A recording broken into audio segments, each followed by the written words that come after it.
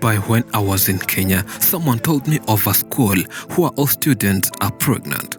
A few of them who are not pregnant already gave birth like weeks, months, or even years ago. Asking why they're here, they're even given education, not only education but food, shelter, and more. Are they encouraging teenagers to become pregnant? Well, this and many questions you have are going to be answered soon.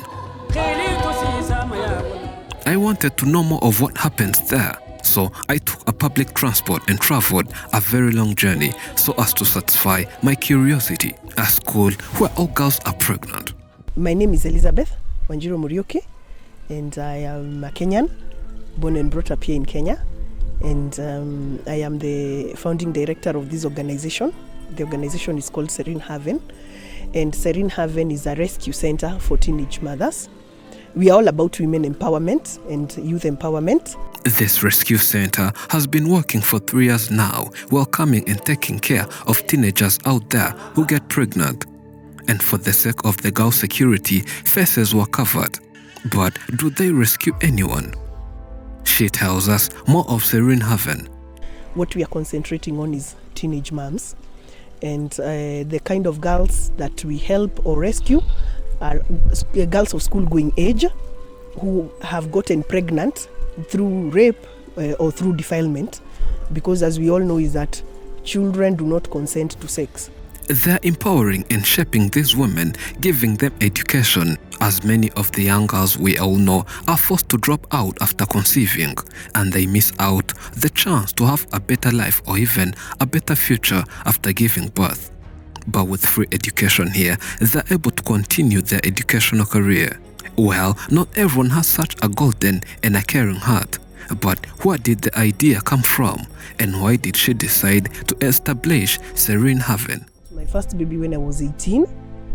And in as much as I had crossed into adulthood, it was still a struggle because I was still very young. I just finished my secondary school education. She walked that path before.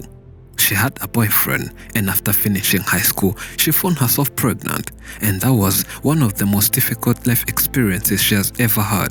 But for her, she was at least lucky that she had the full family and friend support, who tried and helped her in almost everything she needed during and after giving birth. It was still not easy, it was hard.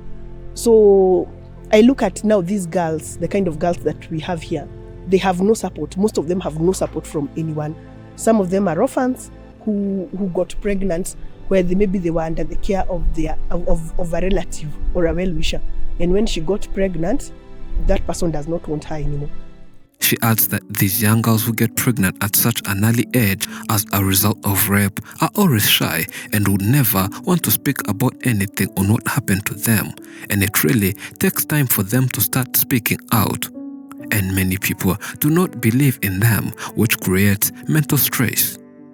At such a young age, none of those teenagers is ready for motherhood. Get pregnant through rape, or when they are raped immediately, they don't report, they don't say. So they start talking about it when the pregnancy starts showing, and everybody's asking her, how did you get pregnant? And that's the time she's saying she was raped. And most people don't even believe. So I felt that these girls need somebody to hold their hands, to hold their hand, to help them bring up the baby and all that. So that's when now the concept of this rescue center came about.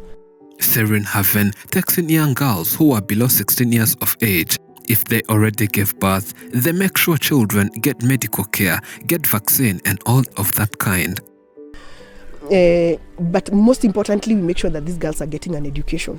Because without an education, how will they take care of these young ones that they are getting? And they will not be at our rescue center forever. Everyone who lives in this rescue camp has to study.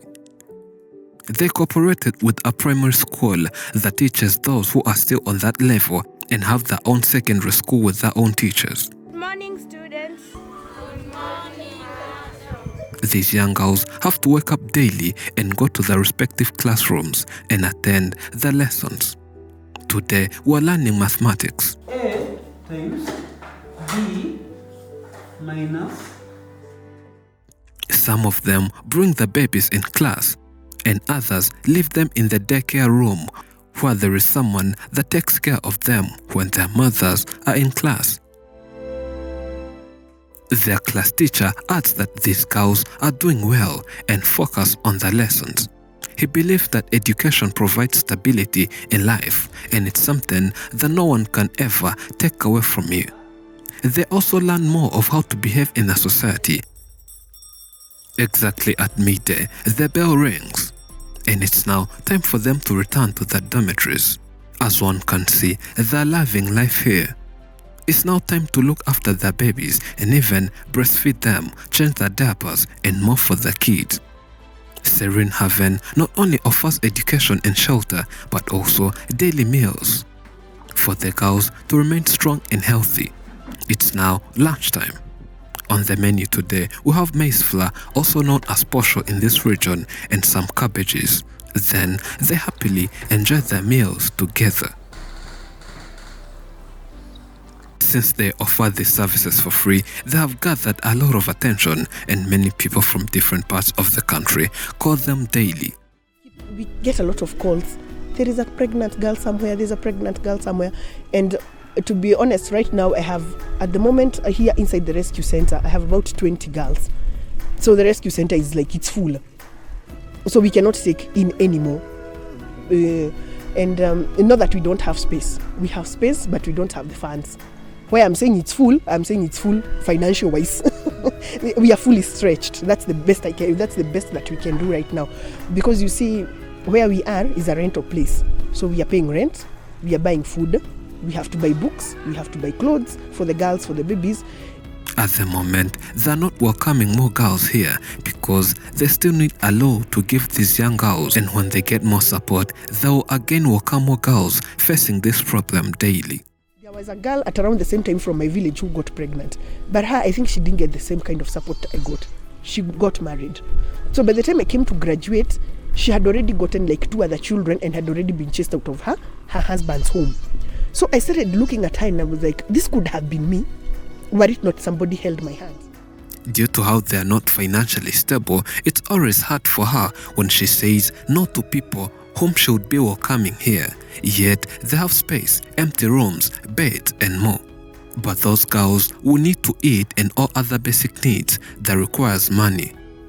It's hard, especially now these 13-year-olds and 14-year-olds, and you hear there's a 14-year-old who was raped. She's pregnant.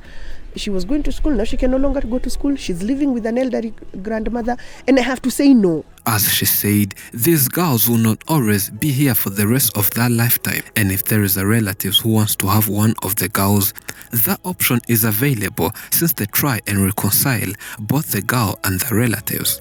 We find a relative who wants her, who really wants her. It's not just saying by mouth, I want her back. No, it has to be coming from deep down their hearts that I want this girl back and I want this girl together with her baby.